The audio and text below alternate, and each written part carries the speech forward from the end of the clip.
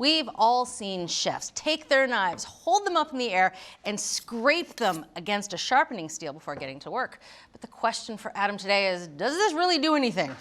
Put that knife down, Julie. You're scaring me with that thing. Before we talk about whether it does anything, let's define a couple of terms, because there's confusion about what sharpening is versus what honing is. What happens when you use a knife is that very point where the two sides meet that's supposed to be the cutting edge, it will get damaged, it'll get wavy, it'll get bent over, kind of like that. That's called a burr when it's J-shaped. When you hone, you want to realign that burr, straighten it out. You're not removing as much metal as when you're sharpening, but it's going to make the knife feel a little bit sharper, and it's going to extend the time period between actual sharpening, regrinding that cutting edge. And that's valuable. That is valuable. So we wanted to find out about honing rods. However, there's confusion there too. There's nomenclature differences. We have 9 different models in our lineup, but they were sold as honing rods, steels, and sharpening rods.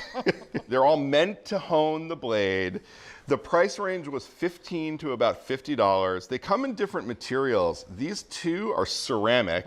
The other ones are steel. They also come in different textures. Some of them are fairly smooth, like that ceramic one. Oh, yeah. The steel ones can have ridges in them. Yep, I'm used to that one. Yeah. Some of the steel ones are even diamond coated, like that one. And some of them have 2 textures instead of just one, like this one. It's got a smooth side. Oh, yeah. And it's got a slightly ridged side.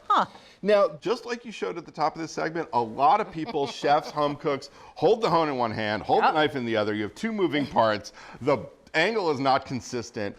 We here like to do it a different way. I'm going to ask you to show me. You know what to do. Yep. You use a towel and you put it flat on the counter, and then you put the tip of the rod right in the center of the towel. So now you just have one moving part, and you can more accurately get that 15-degree angle. And you start at the base and you drag it towards you with an even pressure from tip to tail. On both sides. On both sides, and you work the knife down the steel as you go.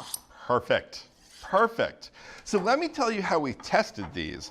Every hone was assigned its own knife that we dulled with strikes against a glass cutting board. Glass is really hard, it's horrible to cut on, and it's notorious for dulling a cutting edge.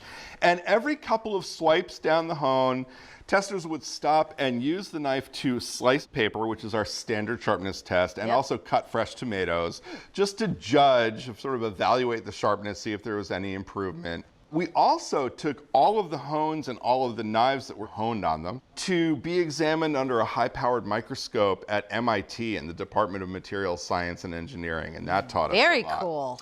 So the good news is that honing really does make a difference. All the knives felt a little sharper after they were honed.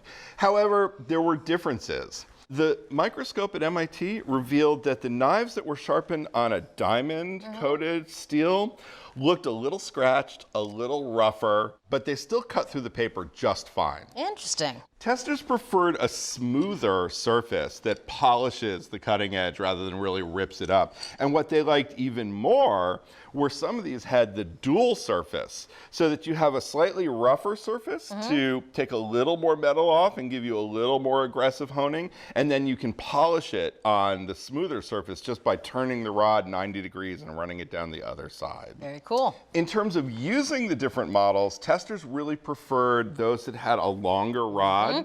About 12 inches was the longest one, just because it was a lot easier to get the full stroke from the heel to the tip of the blade. You can see from the handles, they all flare a little bit at the base where it meets the rod. Some of them flare more, some flare less. Testers preferred those that flared less because they just felt like the more dramatic flare could get in the way of the stroke. So in the end, the one that they liked the best was this one. This is the Bob Kramer double cut sharpening steel.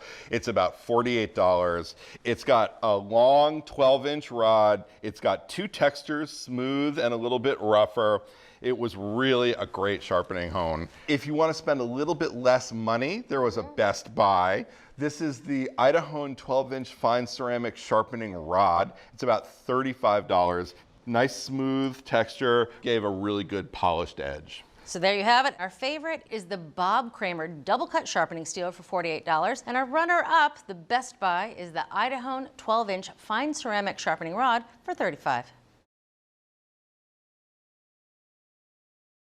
Thanks for watching America's Test Kitchen. What'd you think? Well, leave a comment and let us know which recipes you're excited to make, or you can just say hello.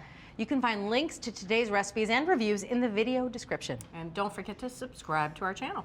See you later. I'll see you later.